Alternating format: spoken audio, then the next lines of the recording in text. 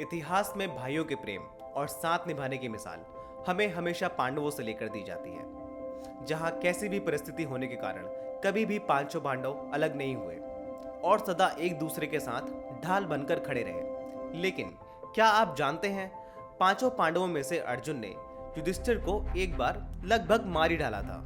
लेकिन ऐसा आखिर क्या हुआ जिसके कारण अर्जुन ने युधिष्ठिर के साथ ऐसा व्यवहार किया और फिर उनको यह पाप करने से किसने रोका? तो आइए आज इस वीडियो में हम इसी पर चर्चा करेंगे और आपको इसकी पूरी जानकारी देंगे। बस आपको यह वीडियो लास्ट तक देखनी होगी।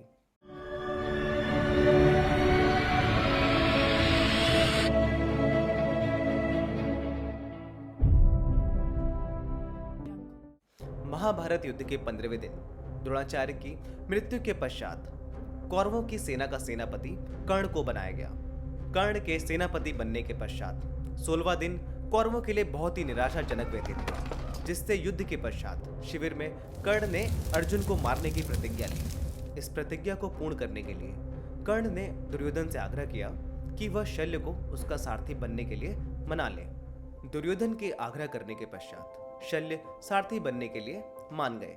युद्ध के 17वें दिन की सुबह कर्ण अपनी प्रतिज्ञा के साथ अपने सर्वोत्तम रूप में था, क्योंकि जीवन भर से उसने इस दिन का इंतजार किया था।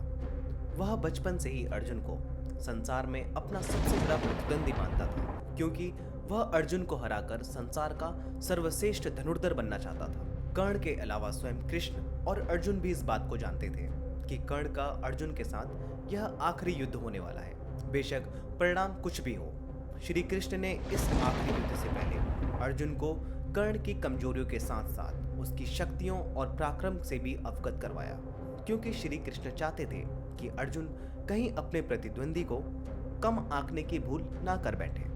युद्ध के 17वें दिन जैसे ही कर्ण कुरुक्षेत्र के मैदान में आया, उसने ऐलान कर दिया कि जो कोई भी उसे अर्जुन का स्थान बताएगा उसे वह पुरस्कार देगा। विजय धनुष को हाथ में थामे कर्ण अपने उग्र रूप में था। जो कोई भी उसके सामने योद्धा आ रहा था वह पल भर में ढेर हो जा रहा था। केवल एक भीम ही शेष थे जो कर्ण के प्रहारों का विरोध कर रहे थे और उसको पीछे हटने पर विवश भी कर रहे थे। इसके पिछले दिन कर्ण ने द्वंद्व युद्ध में युधिष्ठिर को गंभीर रूप से घायल कर दिया था, लेकिन कुंती को दिए गए वचन की वजह से युधिष्ठिर को कर्ण ने छोड़ दिया, जिसकी वजह से युधिष्ठिर घावों की पीड़ा से आराम करने के लिए अपने शिविर में चले गए और भीम और अर्जुन युधिष्ठिर की अनुपस्थिति में चिंतित हो गए। अगले दिन भीम ने अर्जुन को युधिष्ठिर की खोज के लिए युद्ध के मैदान से भेज दिया। अर्जुन श्री कृष्ण के साथ युधिष्ठिर की खोज के लिए निकल पड़े और पूरे युद्ध के मैदान खोजने के पश्चात वह शिविर जा पहुंचे जहां युधिष्ठिर आराम कर रहे थे। अर्जुन को शिविर में देख युधिष्ठिर काफी खुश हो गए, क्योंकि उन्हें लगा कि वह कर्ण को मारकर उनसे मिलने आए हैं और उन्हें बधाई देने लगे।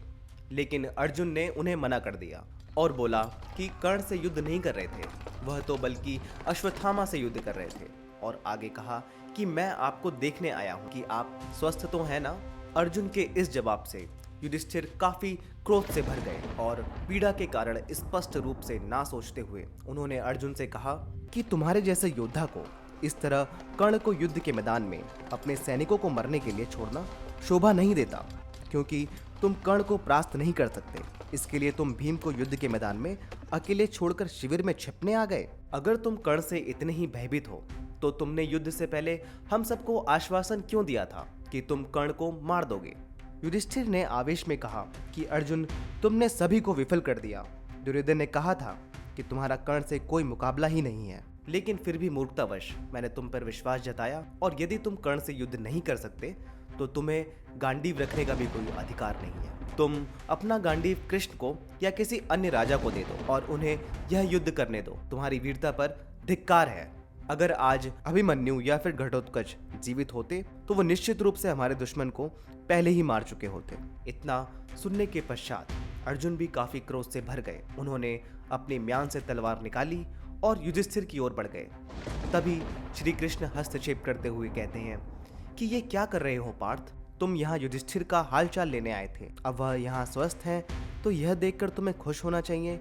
ये तलवार से क्या करने जा रहे हो तुम? अर्जुन ने आवेश में जवाब दिया कि हे कृष्ण, मैंने शपथ ली थी कि अगर कोई भी मुझे ये गांडीव किसी और को सौंपने को कहेगा तो मैं उसका सर धड़ से अलग कर दूंगा और युधिष्ठिर ने यह शब्द आपके सामने बोले हैं। मैं अपनी प्रतिज्ञा से बंधा हुआ हूँ और मुझे अपनी प्रतिज्ञा पर एक योद्धा के भांति खरा उतरना है, जिसके लिए मुझे अपने बड़े भाई को मारना होगा। जिसके बाद श्री कृष्ण ने हंसते हुए कहा कि तुम न केवल अपना कर्तव्य भूल रहे हो बल्कि मूर्ख भी बन रहे हो। अगर कोई भी सत्य की थोड़ी सी भी परख रखता होगा तो वह यह मूर्खतापूर्ण कार्य नहीं करेगा जैसा तुम करना चाहते हो। एक भोले बच्चे के भांति तुमने अपने अतीत में मूर्खतावश एक शपथ ले ली, जिसे पूरा करने के लिए आज तुम अपने बड़े भाई को मारने के लिए उठ खड़े हुए। वह बड़ा भाई है, ना कि तुम्हारा कोई शत्रु। उन्होंने ऐसा कोई गलत काम भी नहीं किया। तुम्हें इतना समझ नहीं आ रहा कि वह अभी गंभीर रूप से घायल हैं और अत्यधिक पीड़ा में भी हैं।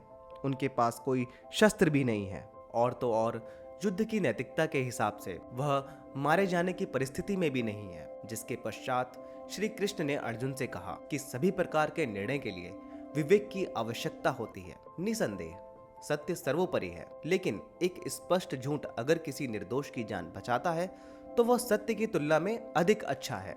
जिसके बाद श्री कृष्ण ने अर्जुन को एक कहानी के माध्यम से सत्य और धर्म की बारीकी को समझाया। एक समय की बात है, एक जंगल में कौशिक नाम के ऋषि रहा करते थे। वह वेदों को पढ़ा करते थे और शास्त्रों के अनुसार ही अपना जीवन व्यतीत करते थे। उन्होंने हमेशा सत्य बोलने की शपथ ली थी और कभी असत्य नहीं बोला। वह सत्य को अपने स्वर्ग जाने की कुंजी मानते थे। एक दिन पास के एक गांव से एक व्यक्ति उस जंगल में आया। वह डाकुओं के गिरोह से बचकर भाग रहा था। वह आकर झाड़ियों में छिप गया। जिसके थोड़ी देर बाद डाकू वहां आए और उनकी नज़र ऋषि कौशिक पर पड़ी। ऋषि कौशिक उन डाकुओं के बुरे इरादे से भली भांति परिचित थे। डाकुओं ने आकर ऋषि से उस व्यक्ति के बारे में पूछा। अब ऋषि ने बीते वर्षों तक कभी भी झूठ नहीं बोला था और अब एक झूठ उनकी वर्षों की तपस्या को भंग कर सकता था। ज्यादा विचार ना करते हुए ऋषि कौशिक ने सत्य का साथ स्वीकार करते हुए डाकुओं को उस व्यक्ति का पता बताते हुए इशारा कर दिया। जिसके पश्चात उन डाकुओं ने उस व्यक्ति को लूटकर उसे मार डाला। समय बीतता गया और ऋषि का अंत भी आ गया, लेकिन ऋषि अपने इसी अंत का इंतजार कर रहे थे, क्योंकि उन्होंने अपने जीवन में सत्य को सर्वोपरि रखा था, जिस कारण उनको उसका फल मिलने वाला था। लेकिन जैसा ऋषि कौशिक ने सोचा था वैसा कुछ भी नहीं हुआ। उन्हें स्वर्ग की जगह नरक में स्थान मिला, सिर्फ एक उस सत्य के कारण जिसे बोलने के कारण एक निर्दोष की हत्या हो गई थी। श्री कृष्ण ने कहा कि सत्य ही धर्म है। लेकिन धर्म क्या है? क्योंकि यह पालन और सुरक्षा करता है, इसलिए इसे धर्म कहा जाता है। धर्म समाज को बनाए रखता है। जो भी कोई कार्य निर्दोष की रक्षा और समर्थन करता है उसे धर्म कहा जाता है। जिसके पश्चात अर्जुन को अपनी मूर्खता का आभास हुआ, लेकिन प्रतिज्ञा तो आखिर प्रतिज्ञा थी। अब अर्जुन को अपनी प्रतिज्ञा का उल्लंघन किए बिना संकट से बाहर निकलने का मार्ग चाहिए था।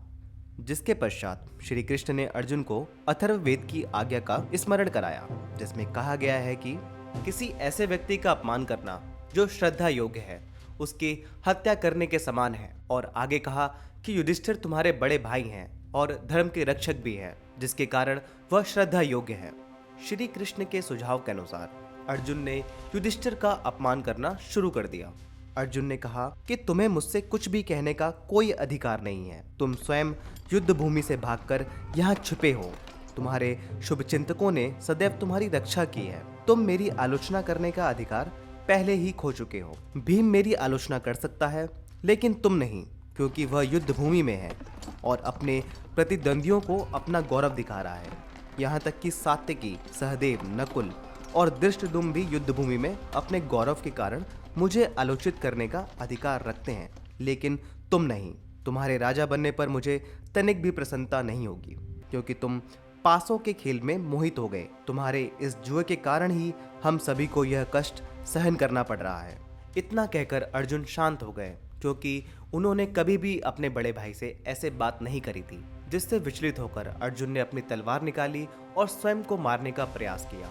श्री कृष्ण ने एक बार फिर अर्जुन को रोका और प्यार से मुस्कुराते हुए बोले कि तुम अपने बड़े भाई के विरुद्ध ऐसे कठोर शब्द बोलकर विचलित हो गए। कल्पना करो, अगर युधिष्ठिर को तुमने मार दिया होता तो क्या होता? अर्जुन फिर युधिष्ठिर की तरफ मुड़े और हाथ जोड़कर उनसे माफी मांगी। जिसके पश्चात युधिष्ठिर ने अर्जुन को माफ करते हुए कर्ण के वध का संकल्प याद दिलाया, जिसके पश्चात अर्जुन ने युधिष्ठिर के पैर छूकर आशीर्वाद लिया और युद्ध भूमि में वापस चले गए। श्री कृष्ण की वजह से अर्जुन एक बहुत बड़ा पाप करने से बच गए और जिसके बाद जैसा कि सभी जानते हैं कि अर्जुन ने युद्ध भूमि में सबको परास्त करते हुए कर्ण का वध किया था, जिसके बाद ही पांडव 18वें दिन इस युद्ध को जीतने में सक्षम हुए। हम आशा करते हैं आपको यह स्टोरी अवश्य ही पसंद आई होगी, जिसे आप अपने परिवार व दोस्तों के साथ शेयर कर सकते हैं। क्या आप जानते हैं कि इरावन कौन थे? अगर नहीं तो इस वीडियो पे क्लिक करके इरावन के बारे में जान सकते हैं। अगर आपने अभी तक हमारा चैनल सब्सक्राइब नहीं किया है तो प्लीज़ सब्सक्राइब कर लें और बेल आइकन को प्रेस कर नोटिफिकेशन ऑन कर लें, जिससे कि आने वाली वीडियो आप तक आसानी से पहुंच जाए। धन्यवाद।